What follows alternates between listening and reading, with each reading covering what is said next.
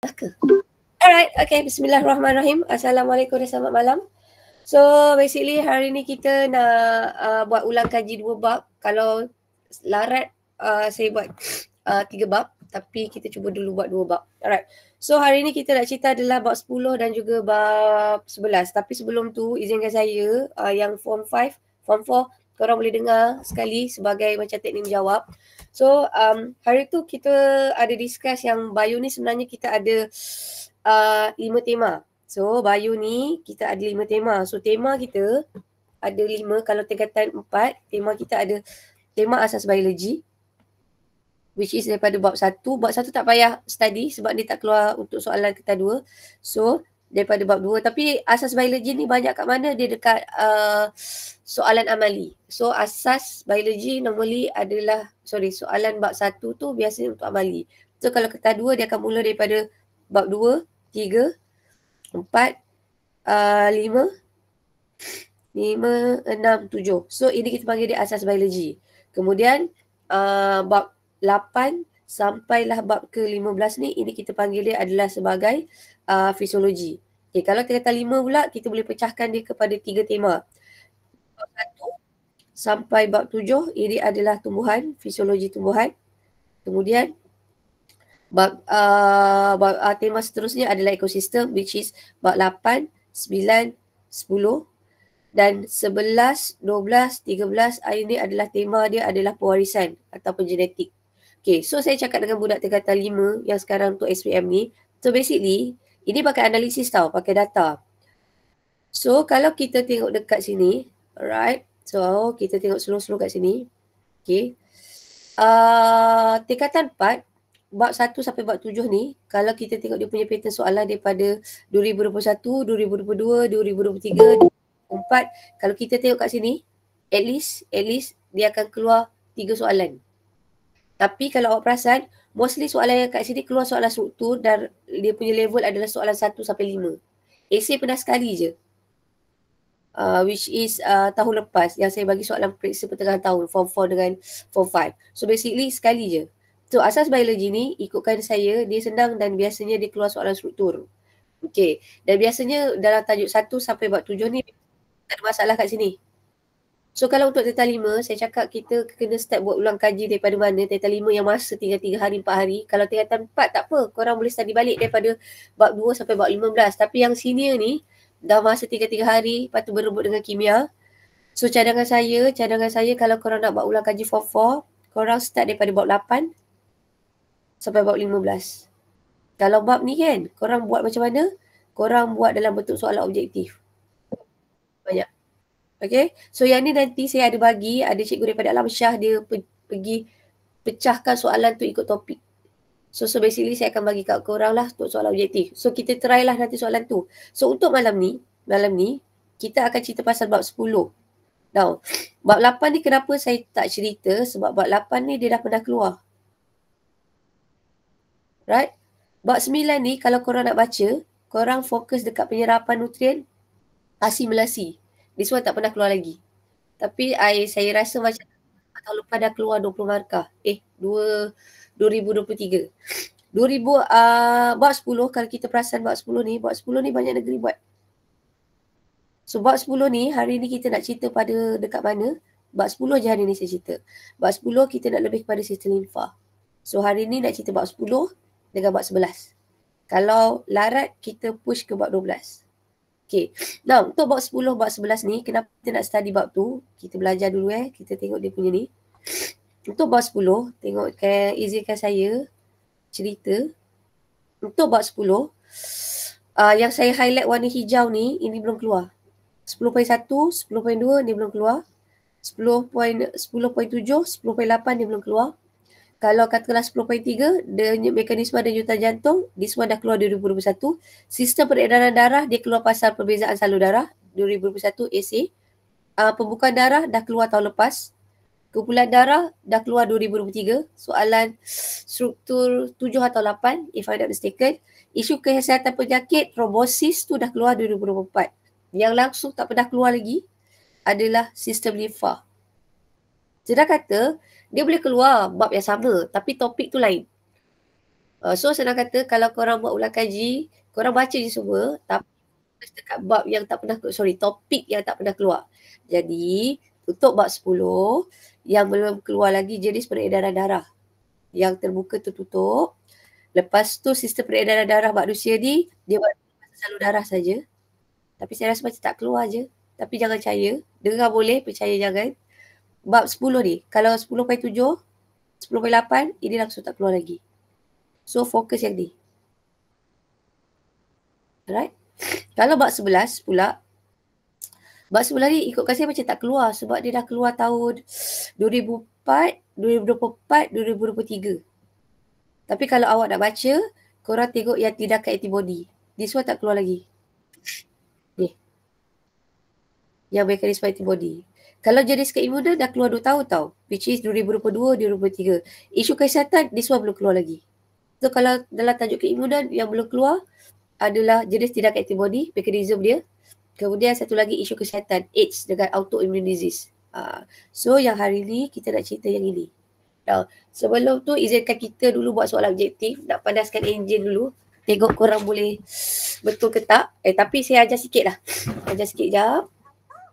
Sekejap sorry lah. Sekejap Korang jaga kesihatan. Saya rasa macam nak peksan dah. Saya nak demam. Tapi saya nak demam 20 hari bulan boleh tak? Yang ni macam tak larut dah. Okay, 6. Kita tengok 10, bab 10. So, bab 10 ni, tadi kita dah kata, bab 10 ni, sistem peredaran darah. Okay, sistem peredaran darah ni dah keluar. Dah pernah keluar pasal jantung, salur darah. Ini je belum. Okay. Right, sistem limfa, okay, belum keluar. So, saya nak ulang lagi sekali untuk tingkatan 4 tau. Dalam bab 10 ni, bab 10 cerita dia adalah sistem pengangkutan. Sistem pengangkutan manusia, kita boleh pecahkan kepada 2 bahagian. Yang paling utama, yang paling famous adalah sistem peredaran darah. Kita ada sistem pengangkutan yang lain. Sistem pengangkutan yang lain namanya adalah sistem limfa. Sistem peredaran darah ni, dia terdiri daripada jantung, salur darah dan juga darah. Okay, now, katakanlah sistem limfa ni dia adalah pelengkap kepada sistem peredaran darah. Yang ni kita akan cerita nanti. Okay, now dalam badan kita nak cerita kita ada 3 jenis bendalih. Kalaulah letaknya dalam salur darah, contohnya dalam salur darah, tak kisahlah arteri, vena atau kapilari, kita kenali dia adalah sebagai darah. Kita ialah tulis situ, darah. Kalaulah dia letaknya dalam salur limfa, kita kenali dia sebagai limfa. Kalau dia membasahi sel, kita panggil dia bendalih tisu. So kesimpulannya, dalam badan kita ada 3 jenis bendalih. Kalau letaknya dalam salur darah, kita panggil dia sebagai darah. Kalau letaknya dalam salur limfa, kita panggil dia limfa. Kalau dia membasahi sel, itu kita panggil dia sebagai bendalih tisu. Okay. Tajuk ni besar sikit tau. Okay. Now, so kita buat dulu soalan objektif. Kejap Saya rasa saya ada share soalan objektif dekat korang. Kejap Bagi saya cari sekejap.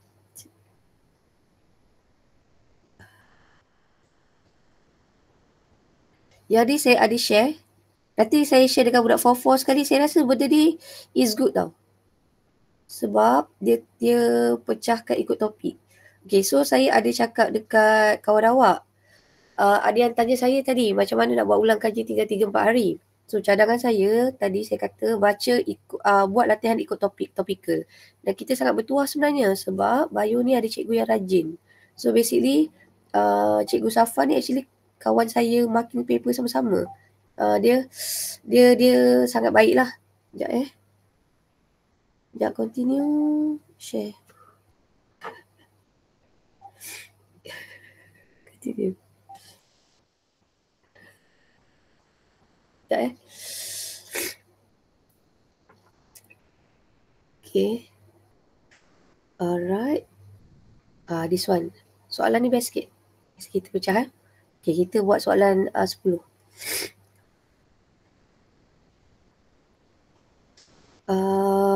Bab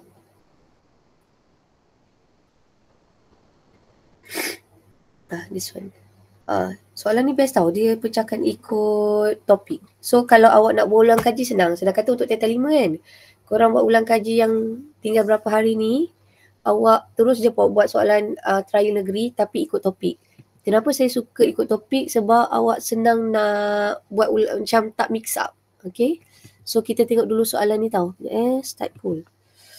Okay, soalan nombor 1. Okay, saya buat dulu macam ni tau. Ini adalah soalan nombor 1. Ini soalan 1. Ini adalah soalan 2. SBP. Ini adalah soalan 3. Okay. Now, kita buat dulu soalan 1. So, soalan 1 ni.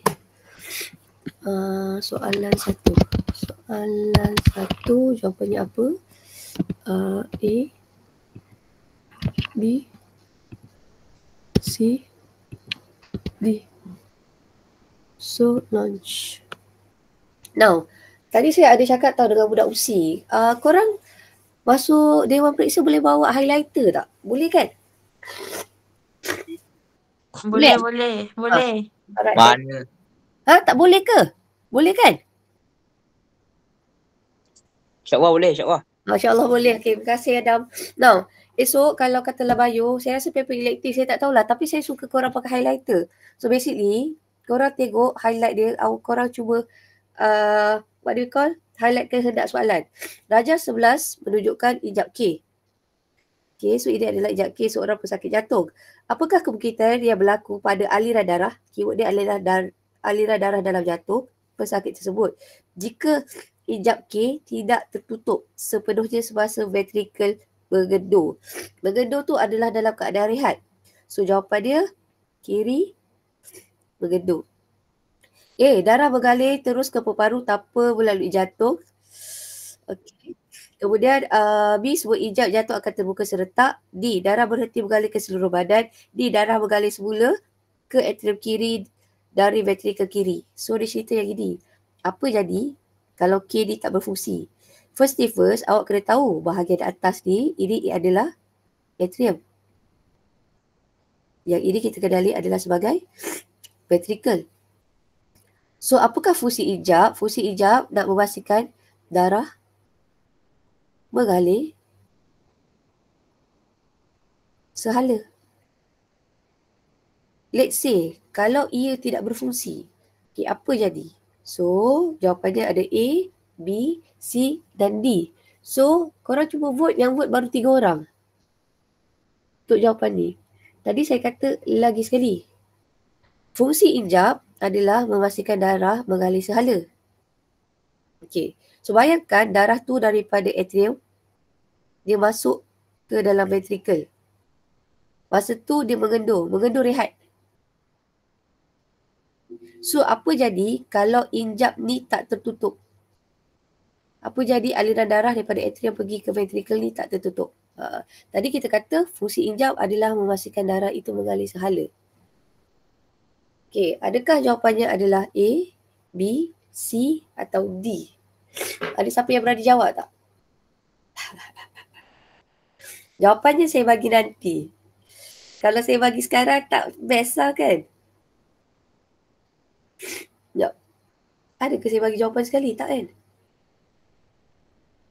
Ini, sekejap ya, subhanallah. Okay, saya bagi satu soalan dulu. Sekejap. Saya rasa saya dah tahu jawapan tapi saya takut-takut juga. Alright, so tahniah, ada yang jawab adalah D. So jawapan yang betul adalah D. So basically, darah mengalir semula dari jantung, dari atrium kiri ke ventricle kiri. Now next one, this one Okay, soalan nombor 2. So awak fikir ini adalah sistem apa? Okay, soalan 2. Lepas tu kita masuk soalan struktur tau. Yang ni nanti saya bagi form 4 sekali tau. Saya suka soalan ni. Saya suka buku ni sebab dia tak bagi kita pening tau. Dia pecahkan ikut bab. Kalau kita nak buat ulang kaji senang. Dan satu lagi, soalan passing question ni kalau dia tak keluar tahun ni, dia boleh keluar tahun depan tau. So untuk form 4 yang nak masuk form 5, 09, kalau korang rajin buat latihan ni, okey lah. So basically, tolonglah. Kalau lah, korang kan ada sini kat sini kan. So sini kat sini, boleh tak korang tulis apa-apa nasihat yang korang rasa Kalaulah 09, yang korang rasa 09 jangan ikut korang punya ni. Apa korang punya nasihat untuk SPM diorang tahun depan? So cuba korang tulis lah kat tepi-tepi ni. For those yang masuk kan. Adakah elok bila prepare, elok tak belajar last minute, apa kesan belajar last minute. Sebab paper biokimia fizik dekat-dekat tau. So korang kalau rajin korang boleh tulis kat situ lah. Alright. Now, okay, kita tengok dia punya jawapan. Full. Okay, now soalan dia, Rajah 7 menunjukkan sistem peredaran sejenis haiwan. Okay, ini adalah sistem peredaran sejenis haiwan. Sekejap bagi saya. This one tersebut. So yang Parisa, senang. Kenapa kita jawab dia ikan? Kenapa ikan? Sebab jantung dia ada 2 bahagian je. Ini ada 2 bahagian. Lepas tu, kalau awak tengok darah ni mengalir satu hala. Ini adalah jantung. Jantung ada 2 bahagian je. Lepas tu, kalau awak tengok jantung ikan ni sebenarnya dia bawa darah terdioksigen. Warna biru. Okay. Dekat sini baru berubah semua warna merah. So jantung dia bawa warna biru, bawa darah terdioksigen. So jawapannya adalah A, tahniah ikan. So basically yang jawab dekat sini ada berapa orang ni? Yap, ada 11 orang. So 11 orang semua betul, maksudnya dah ready untuk SPM. Tahniah. Okay, now ni takliah. Ratios tak keluar lagi tau. So antara yang tak keluar adalah soalan ratios. Wow, ratios ni macam panjang lah. Ratios tak keluar lagi. Okay, jap, ini soalan 1, 2, 3. Sini adalah 4. Sini adalah 5. Tapi macam soalan ni kecil sangat kot kalau saya buat macam ni. Saya tak ambil ni. Kecil sangat ke? Boleh nampak tak? Saja susah sikit lah. Nampak tak? Tak nampak kan? Tak nampak. Okay, tak nampak tak apa. Alright, so kita buat latihan. This one. Okay, jom. Apa cerita terakhir ke? Sekejap. Latihan. Okay. Right. Okay. Now, ini adalah soalan faham. Tadi saya kata soalan yang belum keluar lagi dalam bab 10 adalah sistem limfa. Kalau awak tengok, banyak negeri dia buat soalan mengenai sistem limfa. So, sistem limfa ni kalau kita tengok, ia adalah pelengkap kepada sistem peredaran darah. Kenapa kita panggil dia sebagai pelengkap kepada sistem peredaran darah? Sebab ada berdalih tisu yang tak dapat kembali kepada sistem peredaran darah, dia akan masuk ke dalam sistem limfa. So, saya nak cerita slow-slow untuk fokus yang tak faham. Now, Rajah 8.1 menunjukkan sebahagian daripada sistem peredaran darah dan juga sistem limfa dalam badan manusia. So, dia tulis di sini. Berdasarkan rajah di atas, terangkan proses pembentukan bendali R. So, soalan saya, bendali R ni sebenarnya apa? Adakah dia, okey, bendali R ni, sekejap saya tulis dekat situ, question. Alamak, salah lah pula. Sekejap, cool. Bendali R. Apakah dia bendali R? Apakah bendali R? Okay. Sekejap, adakah ia darah, limfa atau bendali tisu?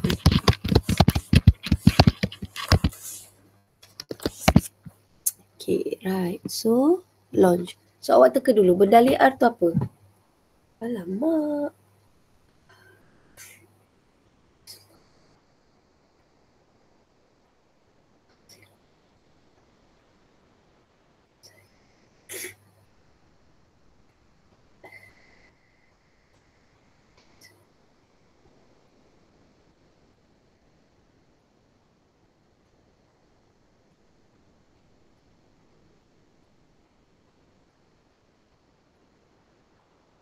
Okay. So, apakah itu bendali R? Daripada gambar ni tahu, saya tunjuk kan, bendali R yang kat sini tahu. Okay. So yang ni sebenarnya ni apa? This one adalah ini tisu badan. Di tisu. So, ingat tau saya kata, kalau letaknya dalam salur darah, kita panggil adalah sebagai darah. Kalau letaknya dalam salur limfa, ini adalah limfa. So, berdalih R, berdalih R ni dia tunjuk, okay. Kalau berdalih S, dia tunjuk yang ni. Which is ini adalah darah. So, jawapan yang betul adalah yes, very good. So, yang dekat situ ada 11 orang. So, 11 orang vote adalah berdalih tisu. So, tahniah. So, semua orang bijak. Alhamdulillah. Now, cerita dia macam ni tau. Saya cuba cerita slow-slow sebab saya tahu kadang-kadang ada orang pening dengan saya. Bayangkan jantung kita mengecut. Pak. Bila jantung mengecut, darah tu daripada jantung dia akan mengalir keluar pergi ke kita punya arteri. Kemudian ada arteri yang kecil dan punya atriol. Kemudian dia pergi ke kapilari darah. Disebabkan perbezaan saiz ataupun perbezaan diameter antara atriol dengan kapilari darah, ada sebahagian daripada komponen darah terturas keluar. So, bila dia terturas keluar, kita kenali dia adalah sebagai berdalih tisu. Sebab tu kalaulah dalam sini, dekat di sini, tekanannya adalah tinggi. Berdalih tisu ni, berdalih darah ni, tekanannya adalah tinggi. Saya nak tambah sikit tau. Tekanan darah daripada arteri ini adalah tinggi adalah disebabkan dua faktor. Satu adalah dari perbezaan diameter. Kedua, sebab darah tu asalnya daripada jantung. Senang kata, apa-apa darah yang asalnya daripada jantung, tekanannya tinggi. So, yang ni saya tak tambah tau. Yang ni saya tak ajar. So, saya tambah. So, awak kena ingat. Darah yang mengalir daripada jantung pergi ke arteri sampai ke atriol, tekanannya tinggi disebabkan dua faktor. Satu adalah disebabkan diameter berbeza. Daripada besar jadi makin kecil. Kedua, disebabkan darah itu actually asalnya daripada jantung. Tekanan yang diberikan oleh jantung, dia mewujudkan daya. Menyebabkan darah itu tekanannya tinggi. Okay. Now, berdasarkan rajah di atas, terangkan proses pembentukan berdalih R. Okay. Macam mana berdalih R tu terbentuk? So, tadi saya kata berdalih R tu terbentuk disebabkan oleh apa? Disebabkan oleh apa? Perbezaan? Oi. Semua tak nak belanja suara. Korang type pun boleh. Tapi saya tak boleh nak marah budak senior. Senior kesian. Dia orang tadi baru lepas fizik. Lepas fizik dia orang ada kelas tambahan at maths. Lepas tu malam bio. So saya rasa most of them hanya mendengar saya je. So basically saya tak boleh nak marah. So katakanlah kalau Titan 4. Korang ingat lagi tak? Form 4. Korang jadi form 4 lagi sebulan je tau. Lepas tu dah jadi form 5 tau. Form 5 dah jadi X dah. Bulan depan. Okay. Now, so cerita dia kita tengok dulu tau. Berdasarkan rajah di atas. Okay. Nyatakan proses pembentukan R. Kita nak cerita adalah this one. Darah yang sampai di hujung atriol, tekanannya adalah tinggi. Kenapa darah tu tekanan tinggi? Akibat diameter kapilari darah yang kecil. Okay. Now, bila tekanan yang tinggi menyebabkan apa? Menyebabkan ada bahan plasma darah, molekul yang kecil, dia akan dipaksa keluar. Bila dipaksa keluar, dia berbentuk apa? Dia berbentuk berdalih tisu. So, dia 3 markah. So, cerita dia, keyword dia adalah pertama, kita kata tekanan tinggi. Macam ada tekanan tinggi disebabkan diameter yang berbeza antara kapilari darah dengan atriol. So, apa kesannya? Kesannya dia menyebabkan ada sebahagian daripada komponen darah akan dipaksa keluar. Okay. So, bila dipaksa keluar, dia akan membentuk apa? Berdalih tisu. Apakah itu berdalih tisu? Berdalih tisu adalah berdalih yang membasahi ruang di antara sel. So, dia dapat 3 markah. So far sampai sini, is it okay for you? Saya rasa saya buat satu bab je ni. Saya rasa macam korang tak larat je ni. Alright, okay, next. Okay, now seterusnya. Bandingkan komponen yang terdapat pada S dan juga T. Kejap. S tadi adalah S adalah darah, T adalah limfa. Okey, saya tambah sikit. Bila dalam soalan tu T, kan? Soalan tu kalau dia pakai S dengan T, basically awak pakai S dengan T je. Sebab kalau awak label salah, nanti jawapan tu semua salah. So S ni tadi kita kata dia adalah darah. T ni, ini adalah T limfa. Ya. Lepas tu soalan ni, dia dah spesifik dia tanya berdalih tau. Dia tak cerita pasal salur darah, dia tak cerita benda lain, dia cerita pasal berdalih. So dekat sini, bila soalan tu dia tanya bandingkan ni dia mesti bagi persamaan dan juga perbezaan. So apakah persamaannya? Persamaannya, kedua-duanya mempunyai leukosit. Sedang kata, either awak tak perlu tulis leukosit, air, glukosa, nutrien. Tak payah. Awak buat satu je. Kedua-dua berdalih S dan T mempunyai leukosit. Atau kedua-dua berdalih S dan T mempunyai air. Dah, that's it. Tak perlu awak nak mention semua. Itu slash tu maksudnya either. Kalau dia minta satu persamaan, bagi satu persamaan je. Okay. Now, disebabkan soalan dia tanya bandingkan, awak kena bagi persamaan dan perbezaan. Awak tengok kat sini markah dia 3. So kalau markah dia 3, at least persamaan 1. So kita dah bagi satu persamaan. So perbezaannya kita bagi 2. Now perbezaannya adalah berdalih S mempunyai protein plasma. Ini sebenarnya satu perbezaan.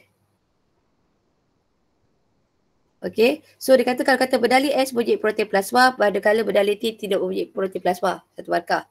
Lepas tu awak cakap lagi sekali, berdalih S mempunyai platelet, tapi berdalih T tidak mempunyai platelet. Kena ada 2 box. Kalau yang ni, saya terus bagi je. Maksudnya, berdalih S mempunyai protein plasma, platelet dan juga eritrosit. So ingat tak, kalau dalam S ni, ini adalah darah. Dalam darah kita ada PPE. Atau awak ingat PEP kot. Kalau saya ingat PPE. So which is dia ada protein, plasma. Lepas tu dia ada platelet. Satu lagi dia ada eritrosit. Okay. Sampai sini is it okay for you? Boleh tak? Okay tak? Okay, kalau tak okay tak apa tahu. Nanti saya bagi recording. Okay, awak dah masuk ni pun saya dah rasa syukur Alhamdulillah macam awak bagi support kat saya. Saya minta maaf, maksudnya saya terpaksa buat kelas sebab saya ada rasa risau masa kita pendek sangat. Dan satu lagi saya rasa saya kesian dekat 08, sebenarnya korang punya masa belajar tu pendek. Tahun lepas saya rasa saya boleh buat sampai 10 set soalan. Tahun ni kita dapat 5 je. So memang pressure sikit lah nak kejar tu. Tapi tak apa. Okay, kalau awak rasa macam dengar je. Kali kedua awak dengar nanti awak lebih faham. Alright. Untuk form 4 kenapa you guys saya galakkan masuk sebab sepatutnya kan korang ni ada PDPR tau. So kita consider yang awak join kelas ni adalah sebagai PDPR. Okay. So kalau form 4 kalau rasa tak faham dulu pun tak apa. Dengar je. You guys dengar je. Nanti tengok lagi sekali. Dia punya kertas soalan ni nanti saya bagi. Okay. So far okay tak? Okay. Saya sepatutnya nak suruh korang buat tapi saya takut tak sempat lah nak kejar. Right, now. So, ini adalah soalan faham tau. Saya suka soalan faham. Kita tengok next question. Okay. Next question dia adalah, saya ambil soalan ni.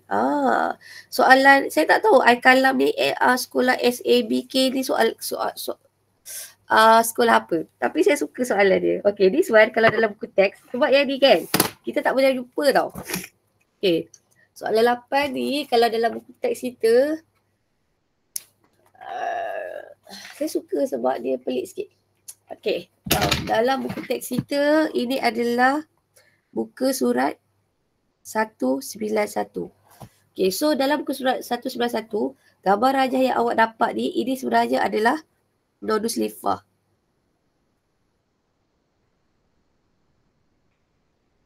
So, apakah fungsi nodus limfa kat sini? Fungsi dia adalah untuk menghasilkan limfosit. Okey, apakah itu limfosit? Limfosit adalah sel darah putih yang boleh hasilkan antibody. Okey, soalan saya. Limfosit ni dia terlibat dalam sistem pertahanan badan kita yang keberapa? 1, 2 atau 3? 3. Yes, terima kasih 3. Thank you. Okay, siapa tu? Okay, ada Wiyah dan Wisha. Oh ya ke? Kan? Now, seterusnya. Rajah 8.2. Yang ni penyakit pun tak keluar lagi tau. Rajah 8.2 menunjukkan keadaan kaki seorang penduduk di kawasan pedalaman tropika dijangkiti sejenis parasit. Ini bahaya. Tak, dia kena gigit nyamuk. Nyamuk tu bawa parasit. Lepas tu parasit tu dia akan duduk kat mana? Dekat salur limfa. So dia buat apa? Dia akan block salur limfa. Bila dia block salur limfa, dia menyebabkan ada berdali badan berlebihan kat kaki. Itu yang menyebabkan kaki dia jadi besar macam ni. So penyakit yang terlebih berdali dalam badan ni, ini dalam buku teks kita adalah buku surat 193. So penyakit ni namanya adalah filariasis lymphatic. Okay. So macam mana dia boleh kena? Adalah disebabkan cacing parasit yang menjangkiti salur limfa. So siapa yang bawa cacing parasit ni? Yang bawa cacing parasit ni sebenarnya adalah daripada nyamuk. Apa kesannya? Kesannya dia menyekat aliran berdali limfa. So menyebabkan berdali limfa terkumpul. So markahnya ada 3. So dia kata dekat sini adalah jelaskan. Dia boleh menyebabkan pembengkakan pada kaki. Alright, so far sampai sini is it okay for you? Okay? Okay. Right. So disebabkan awak okay, marilah kita buat soalan objektif. Let's go. Okay, sabar Ni semua duniawi. Sekejap. Sekejap Sekejap. Okay, this one. Oh. Wow. Ooh. Nice.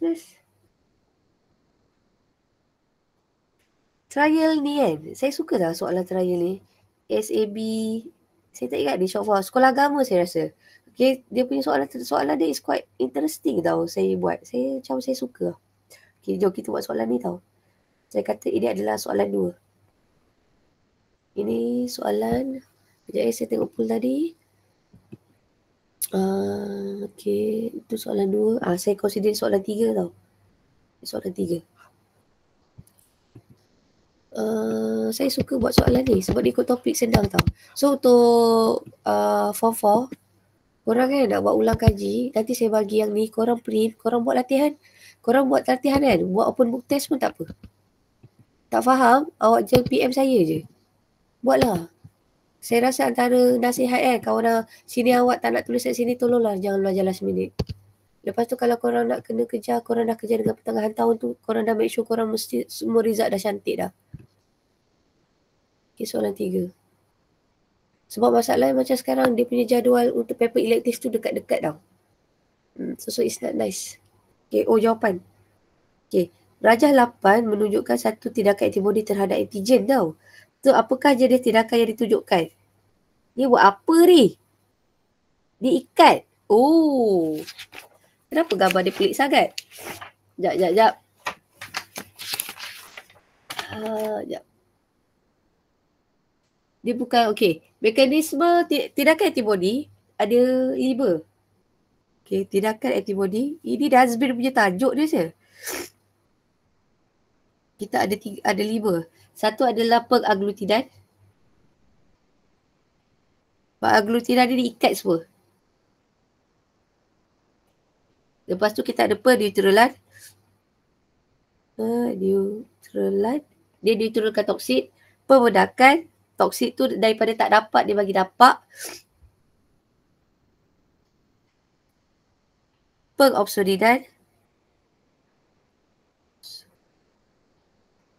Satu lagi adalah penguraian. Yang ni tak keluar lagi tau soalan SPM struktur.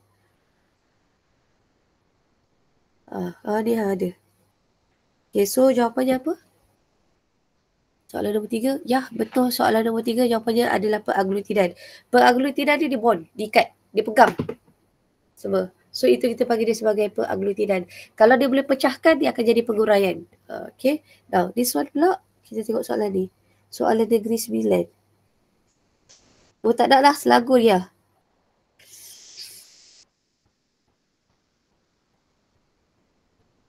Tak ada lah. Ni soalan dia macam best lah. Saya sukalah soalan dia. Ni soalan 4 Tengok baca dia.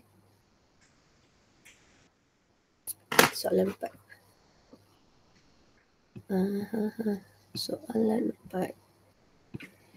Baca dulu tau. Soalan 4. Kita ada A. Kita ada B. Kita ada C. Lagi satu ada D. Right. So, kita launch. So, apakah jawapan dia? Okey, pernyataan berikut merujuk kepada barisan pertahanan badan kedua. Barisan pertahanan badan kedua kita ada 3. Satu adalah debab, kedua adalah fagositosis, ketiga adalah radang. Okey. Debab ialah mekanisme pertahanan badan kedua yang melawan jangkitan. Debab meningkatkan aktiviti sel fagosit untuk melawan mikroorganisma menjangkiti penyakit. Antara berikut, yang manakah benar tentang mekanisme pertahanan badan tersebut? Okey. A. Sel memori kekal dalam badan menyimpan memori tentang patogen. B. Neutrofil menggempur patogen dan menghidrolisisnya dengan lysozim. C. Patogen merangsang gerak balas keimunan. D. Limfosit menghasilkan antibody. Saya rasa jawapan ni sedang sangat. Soalan 4.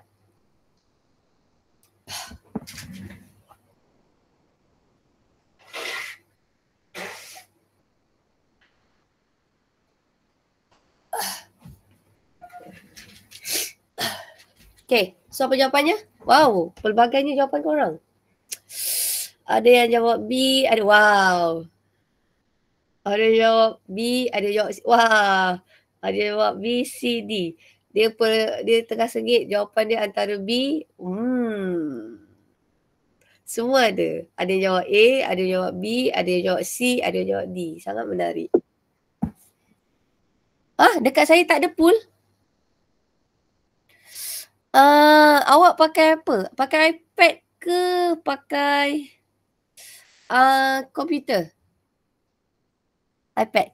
iPad tu ada download dia punya apps tak? Ke awak pakai kita panggil apa? Tak. Ada. Okay, kalau ada iPad kan? iPad ni saya tunjuk. Kalau iPad, Sekejap, iPad. Okay, awak tekan yang nombor 3 ni. Sekejap, salah. Sekejap, iPad. Ni, ambil tools. Ambil pools. So, dapat kat situ. So, jawapan dia. Tengok kawan punya jawapan kan. Soalan 4 ni, ada yang jawab A, ada yang jawab B, ada yang jawab C, ada yang jawab D. So, saya ulang lagi sini. So, you guys tekan siapa yang iPad yang ada dot 3. Dot 3 pergi ke tools. Ambil pools. Okay, so tengok soalan 4. Okay, right. Alright, boleh? Yep. Okay, so kita tengok siapa yang kena. So, semua orang ada. So, dekat sini, A ni tak sesuai tau. Sel memori ni sebenarnya apa? Sel memori ni adalah sebahagian daripada limfosit. Awak ingat je, kalau limfosit je dia ketiga. Kemudian patogen berasa gerak balas keimunan. Ini ketiga. Limfosit menghasilkan antibody. Asalkan ada kaitan limfosit kan? Ini adalah sistem pertahanan badan ketiga. So, jawapan yang betul adalah B, Brazil. Sebenarnya dia tengah cerita pasal apa? Ini sebenarnya dia tengah cerita pasal proses fagositosis. Tak ada juga. Awak jawab dalam hati. Tak apalah, Oya. Saya pun tak tahu nak tolong macam mana. Okay? Awak kena tunjukkan saya lah. Okay? So, jawapannya adalah B. Is it okay? So, siapa yang jawab B? Wow, tahniah Fodos yang jawab B. So, yang jawab A, yang vote A ada seorang. Yang vote B ada 7 orang. Yang vote C ada 4 orang. Yang vote D ada 3 orang. So, tahniah Fodos yang vote adalah B. Korang terror. Okay. Last kali ni tau. Ini kena hafal je tau. Ni soalan nombor 5. Antara berikut yang manakah membebaskan enzim melawan keradangan dan tidak balas alergik? Ingat tak sel darah putih kita boleh pecahkan kepada putih. Kita boleh pecahkan kepada 2 jenis. Satu granulocyte, satu lagi A granulocyte. Granulocyte awak ingat band. B-E-N. Granulocyte awak ingat ML. Band ni kita ada basophil, eosinophil. Ini adalah neutrophil. Neutrophil ni dia terlibat dalam fagositosis. Sama juga dengan monosit.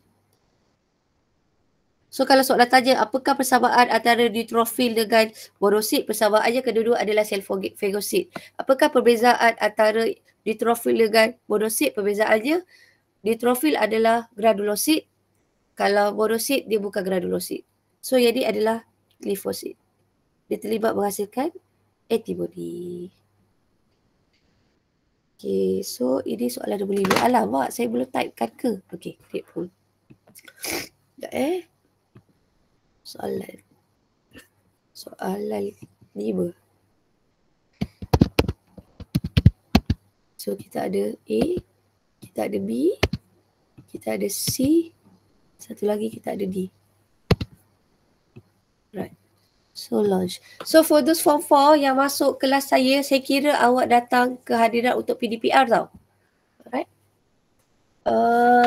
Yang ini kan, jadi darah dia sebenarnya dalam bab 10 tau. Sekejap bab 10 sekejap Okay, this one kan, buka surat 176, 177. Yes, thank you Fatira Jiha 177.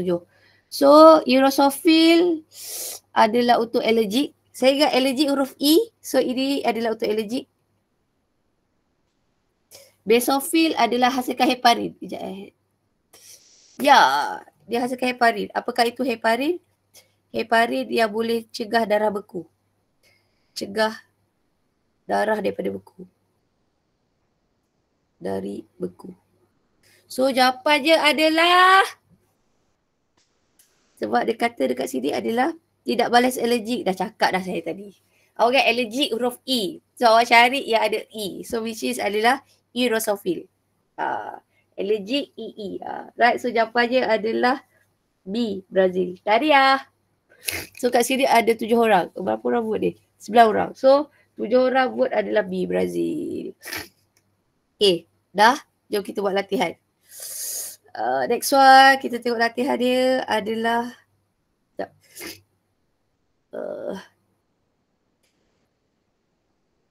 mana ni? This one. Sekejap.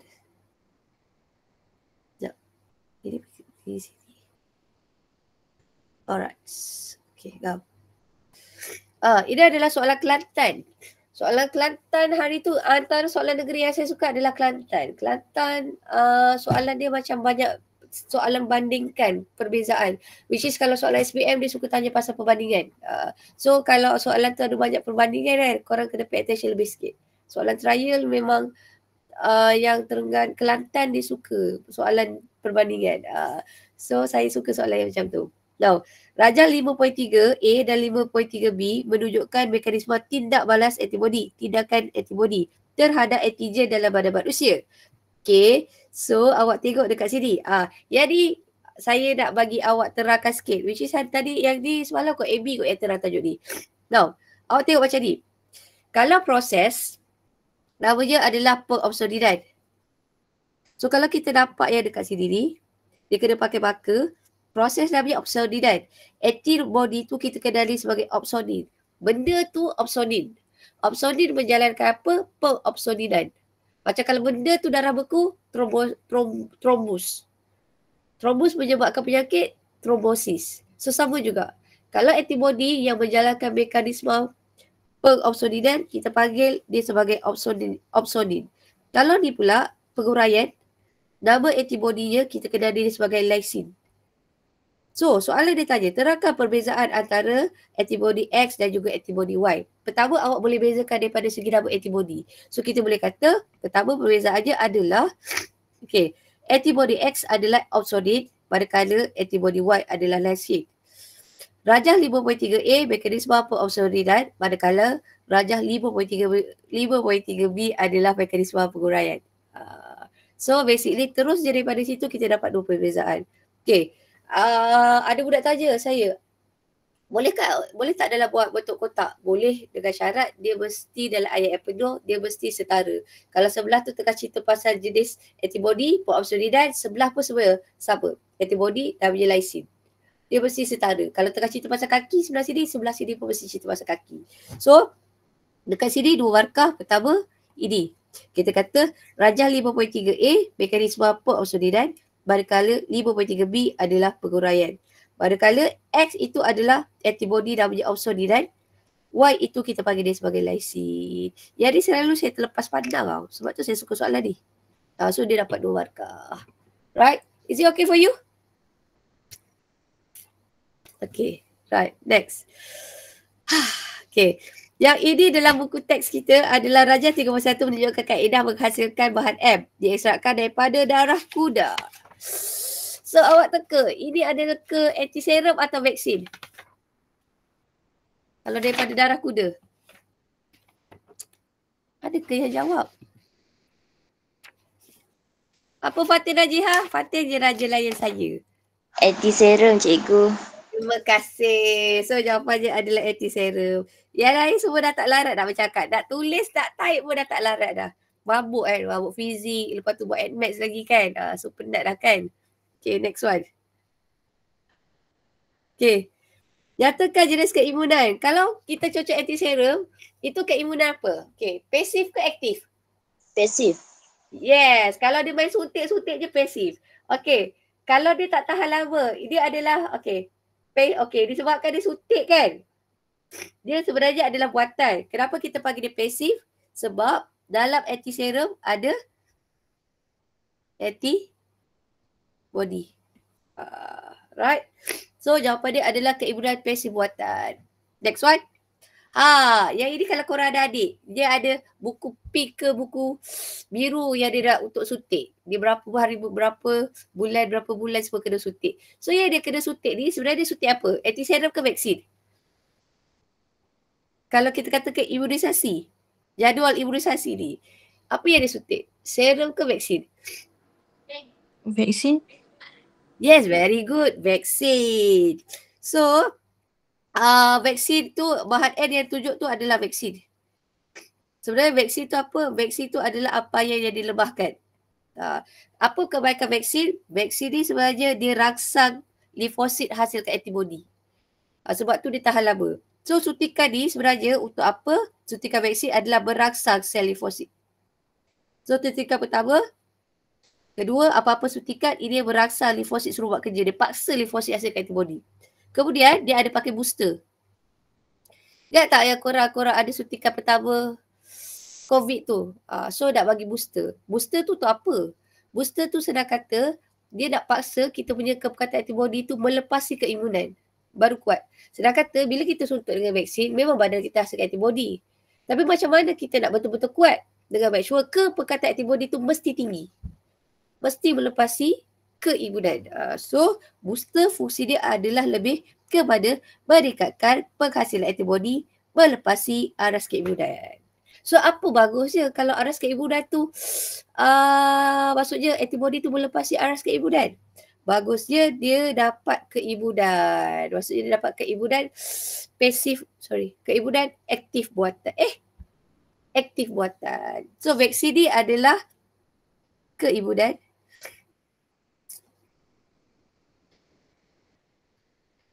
aktif buatan.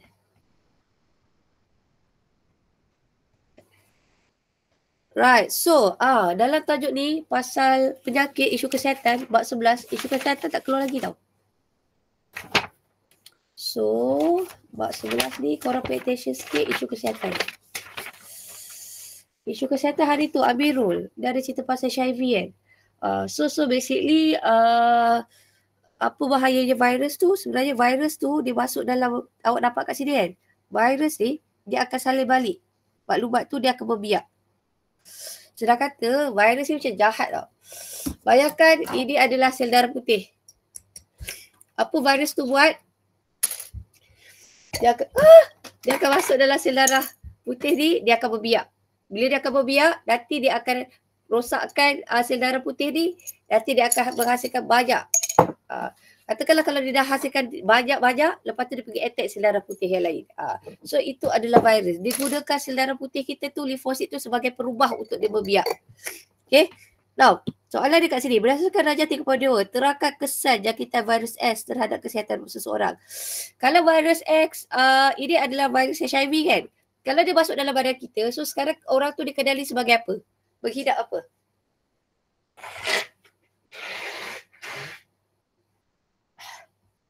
Kita kata dia adalah berhidap HIV positif. So, virus HIV ni dia buat apa? Dia menyerang sel limfosit.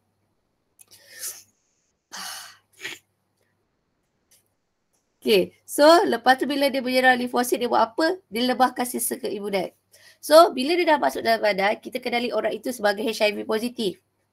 Bila masa orang HIV positif, kita boleh panggil dia sebagai AIDS bila dia dah menunjukkan simptom di mana sistem pertahanan badan dia dah shutdown. Selepas 8 hingga 10 tahun. Soalan saya, macam mana virus HIV ini boleh dipindahkan?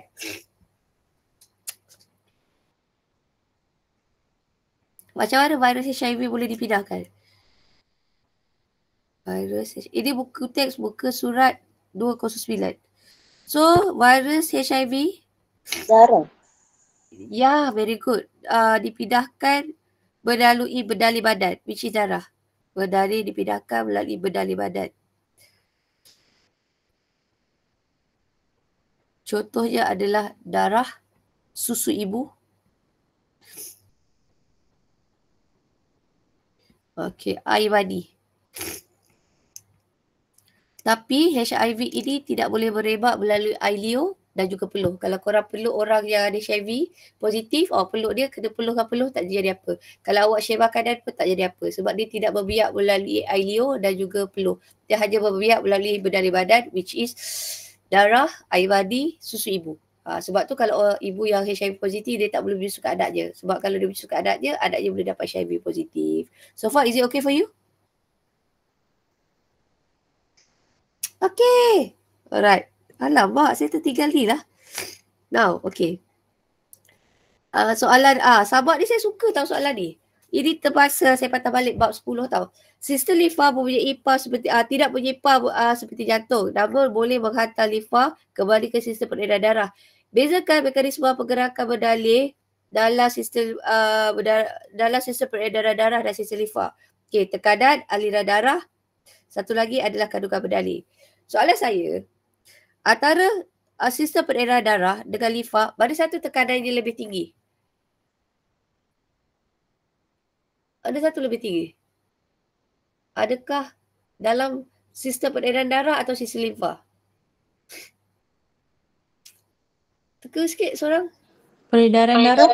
Yes, very good. Peredaran darah. Kenapa peredaran darah? Sebab darah kita ada jantung. Senang kita beza kat situ je. Tekanan darah, tekanan bendali tisu, tekanan bendali dalam sistem peredaran darah lebih tinggi. Kenapa? Sebab kita ada jantung. Tak, tekanan dia tinggi. So, jawapan yang pertama, sistem peredaran darah tekanannya adalah lebih tinggi berbanding sistem limfa. Kedua, aliran darah. Kalau mana satu aliran darah dia sehala, mana satu yang dua hala? Sistem limfa, aliran darah, aliran bendalinya sehala atau dua hala? Sehala. Kalau sistem peredaran darah? Dua hala. Dua hala. Yes, very good. Kenapa dua hala? Sebab ingat tak, darah tu ini jantung. Ini bayangkan ni jantung. Ada darah daripada jantung, dia pergi ke paru. Ada darah daripada jantung pergi ke tisu badan. Kalau darah daripada jantung pergi tisu badan, balik ke dia, ini kita panggil dia adalah, yang ini kita panggil peredaran sistemik. Ingat lagi tak? Kalau yang ini kita panggil peredaran pulmonari. So, perbezaan dia kalau kita kata kat sini adalah, kalaulah aliran berdalih dekat sistem peredaran darah, dia dua hala. Dua arah. Sebab ada satu darah mengalir pergi ke tisu badan, sistemik. Ada satu lagi darah mengalir pergi ke paru, kita panggil dia sebagai pulmonari.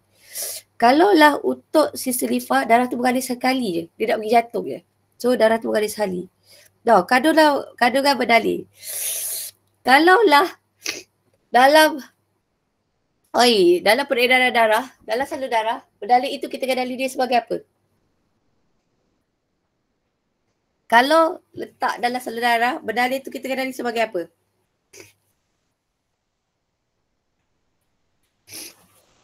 Ada ke yang jawab? Tak peksan dah semua orang ni. Saya, cikgu, sudahlah cikgu, saya dah tak tahan. Okey, kalaulah dia letak dalam salur darah, kita panggil dia sebagai darah. Kalau dia letak dia dalam salur limfa, kita panggil dia adalah sebagai limfa. So, dekat sini pembezaannya. Alright, so basically kalau dia letak dia dalam darah, kita panggil dia darah. So, di mana darah tu, dia tanyakan kandungan berdalih. Bijak je dia ada. Kandungan berdalih. Kalau dalam darah, dia ada PPE. Protein plasma, platelet dengan eritrosit. Kalau dalam limfa pula, dia tak ada. Dia tak ada PPE. Dia tak ada protein plasma, platelet dan eritrosit. Okay, last.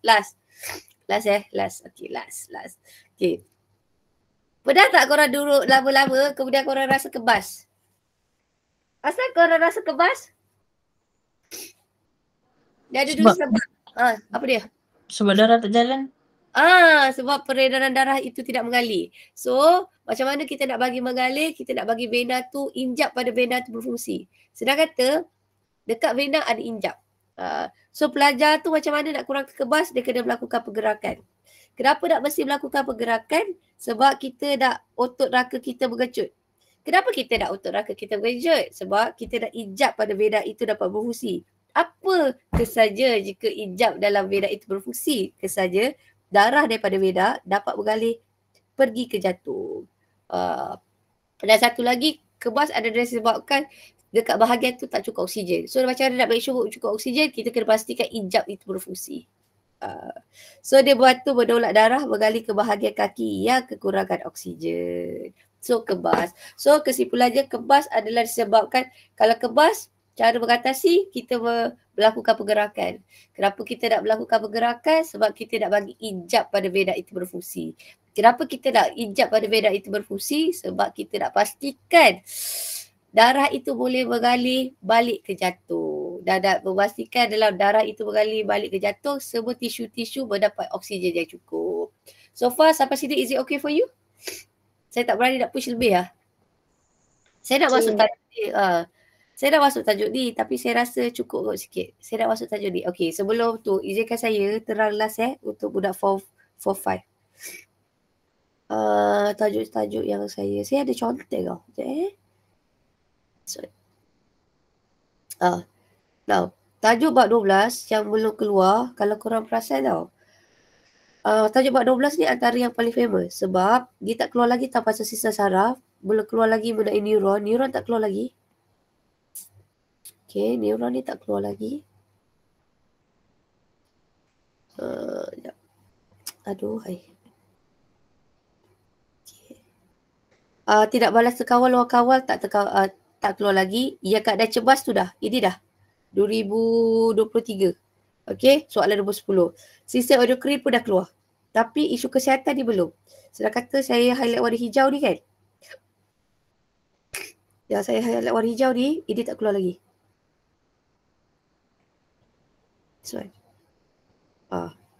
So korang kalau bab 12 tu korang belajar lebih sikit. Oh, yang ni pun belum lah.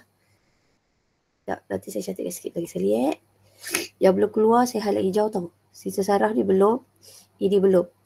Tindakan luar kawal terkawal. Refleks pun tak keluar lagi tau. Refleks pun tak keluar lagi. Okay. Saya tu contek sikit. Refleks sekali.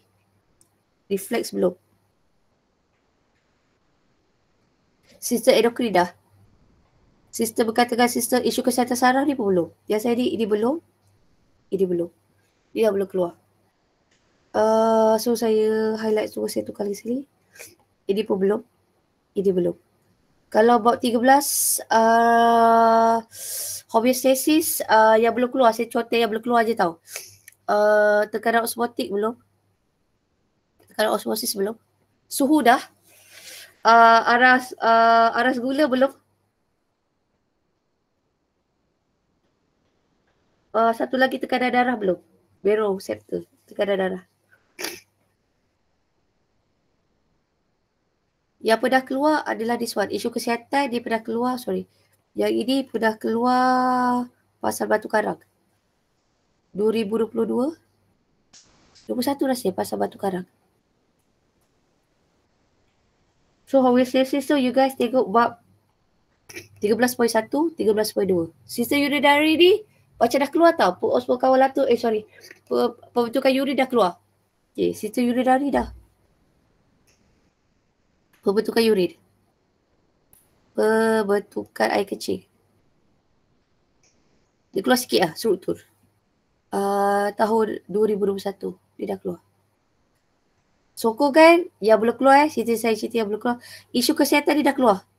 Dia orang dah keluar soalan yang dah keluar osteoporosis